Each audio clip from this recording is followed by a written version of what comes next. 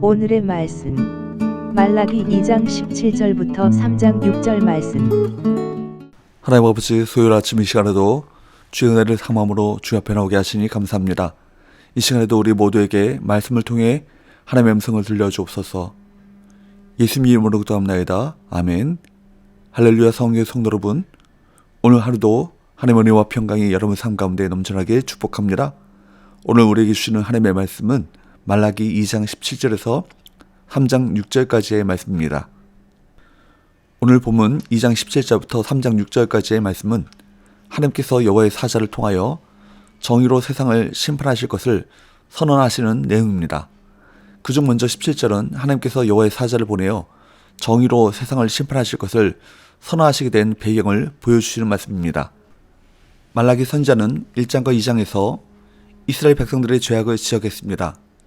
살아계신 하나님의 임재를 망각하고 눈먼 희생제물과 병든 제물을 드리는 것과 이방신을 섬기는 이방 민족과의 통혼, 그리고 이스라엘 백성들의 이혼을 통한 아내 학대의 죄악을 지적했던 말라기 선지자는 여기서 이스라엘 백성들의 또 다른 학대를 지적하고 있습니다. 그것은 바로 하나님을 괴롭게 한 것입니다. 그렇다면 그들이 어떻게 해서 하나님을 괴롭게 하는 악행을 저질렀습니까? 본문은 너희가 말로 여호와를 괴롭게 하였다라고 지적합니다. 17절, 너희가 말로 여호와를 괴롭게 하고도 이르기를 우리가 어떻게 여호와를 괴롭혀 드렸나이까 하는도다. 이는 너희가 말하기를 모든 악을 행하는 자는 여호와의 눈에 좋게 보이며 그에게 기쁨이 된다 하며 또 말하기를 정의 하나님이 어디 계시냐 함이니라. 이스라엘 백성이 하나님을 괴롭게 했던 말은 모든 악을 행하는 자는 여호와의 눈에 좋게 보이며 그에게 기쁨이 된다라고 한 것과 정의의 하나님이 어디 계시냐라는 말이었습니다. 그들이 이 같은 말을 내뱉은 이유는 그들의 주변 환경과 세상 역사가 그들의 기대와는 상반된 방향으로 전개되었기 때문입니다. 당시 선민들은 자신들이 포로에서 귀환한 이후 성전을 짓는다면 놀라운 격변이 이루어질 것이라고 믿었습니다. 다윗 왕국의 영화가 재현되고 주변국들은 하나님의 선택받은 민족인 자신들 앞에 철저히 굴복할 것이라고 그렇게 믿었던 것이죠. 하지만 성전은 완공하고 한 세기가 다 되었건만 달라진 것은 거의 없었습니다. 이스라엘은 여전히 이방 나라의 압제를 받고 있었고 그 이방 나라는 승승장구하고 있었습니다. 이에 이스라엘 백성들은 바로 이런 상황을 보면서 모든 악을 행하는 자는 여호와의 눈에 좋게 보이며 그에게 기쁨이 된다라고 주장하는가 하면 정의의 하나님은 없다라고까지 말하게 된 것입니다. 그들은 눈앞에 펼쳐진 부조리한 현실로 말미암아 하나님까지도 부조리하다고 정죄하는 참으로 불경하는 자들이었던 것입니다. 그들은 의인입니까? 그렇지 않죠. 이방 여인들과 결혼하고 아내를 버리는 이혼을 쉽게 행하고 있었지만 자신들은 하나님 앞에 의인이라고 생각했던 것입니다. 그들은 하나님 앞에 그리 잘못한 것이 없다고 생각했습니다. 오히려 정의의 하나님이시라면 세상의 악인들보다 악하지 않은 자신들을 풍족하고 평안하게 해주셔야 마땅하다고 생각했던 것이죠. 그것이 정의라고 확신했습니다. 이렇게 잘못된 생각과 확신이 하나님을 더욱더 괴롭게 했던 것입니다. 하나님께서는 이스라엘 백성들의 회의적인 시각과 불신으로 가득 찬 이 질문에 대해 언약의 사자를 보내시고 길을 예비하겠다고 응답하십니다. 3장 1절, 만군의 여호와가 이르노라. 보라, 내가 내 사자를 보내리니 그가 내 앞에서 길을 준비할 것이요 또 너희가 구하는 바 주가 갑자기 그의 성전에 임하시리니 곧 너희가 사모하는 바 언약의 사자가 임하실 것이라.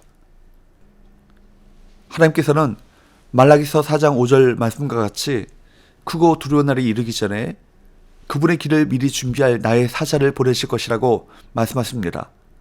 나의 사자라는 말 자체가 히브리 말로 말라키, 즉 말라기입니다. 4장 6절을 보면 그 사자는 선지자 엘리야와 같은 사람으로 아버지의 마음을 자녀들에게로 돌이키게 하고 자녀들의 마음을 그들의 아버지에게로 돌이키게 할 것입니다. 그 사자는 예수님의 길을 준비한 세례 요한을 예언한 것입니다. 또한 그때가 되면 그들이 오랫동안 기다렸던 주, 곧 그들이 사모하던 언약의 사자가 호련히 그의 성전에 임하실 것입니다. 그는 바로 인류 구원을 위해 이 세상의 메시아로 오신 예수 그리스도를 가리킵니다. 그런데 문제가 있습니다. 2절과 3절, 그가 임하시는 날을 누가 능히 당하며 그가 나타나는 때에 누가 능히 서리요. 그는 금을 연날하는 자의 불과 표백하는 자의 재물과 같을 것이라. 그가 은을 연날하여 깨끗하게 하는 자같이 앉아서 레위 자손을 깨끗하게 하되 금은같이 그들을 연하리니 그들이 공의로운 제물을 나 여호와께 바칠 것이라. 여호와 하나님께서 보내실 언약의 사자가 이르는 날에는 어느 누구도 그를 당하지 못할 것이고 그분이 나타나는 때에는 어느 누구도 살아남지 못할 것입니다. 정의는 어디 있느냐 라고 하면서 불평했던 자들이 과연 당당히 나는 의인이라고 말할 수 있겠냐는 그 질문입니다. 하나님께서는 2절 3절 말씀과 같이 금이나 은과 같이 연단하여 깨끗하게 하시겠다고 말씀하시는데 이것은 뜨거운 불에 달구고 망치로 내려치는 고통스러운 과정입니다.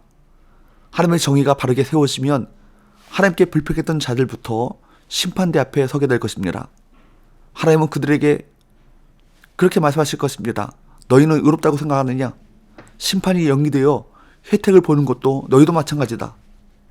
하나님 앞에서 정의를 부르짖고 왜 당장 심판하지 않으시냐고 말하기 위해서는 자기는 죄가 없다고 확신하거나 죄값을 치를 각오가 되어 있어야 합니다. 그런데 죄인을 향한 그 공의의 심판이 어디에서 이루어졌습니까? 예수 그리스도의 십자가입니다. 예수의 십자가는 하나님의 공의로우심과 죄에 대한 엄중한 심판을 보여주는 아무도 부인할 수 없는 표지입니다. 십자가는 하나님께서 그분의 아들을 죽이시기까지 죄를 용납하실 수 없음을 보여줍니다. 따라서 십자가를 볼 때 아무도 하나님의 공의로우심을 의심하거나 반박할 수 없습니다. 이스라엘의 패역한 질문에 대한 답은 분명히 주어졌고 이미 아무도 이런 질문을 할 수 없습니다. 자기 아들을 통해 드러내신 하나님의 심판은 모든 자들에게 임할 하나님의 심판이죠. 하나님께서는 십자가를 통해 분명하게 경고하셨습니다. 십자가를 통해 나타난 하나님의 경고를 외면하는 자에게는 이 심판을 피할 길이 없습니다.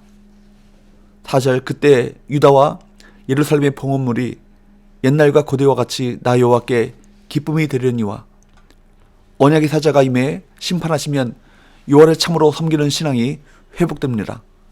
언약의 사자가 와서 심판을 통해 이루실 참된 신앙은 예수 그리스도의 십자가를 통해 이루어집니다.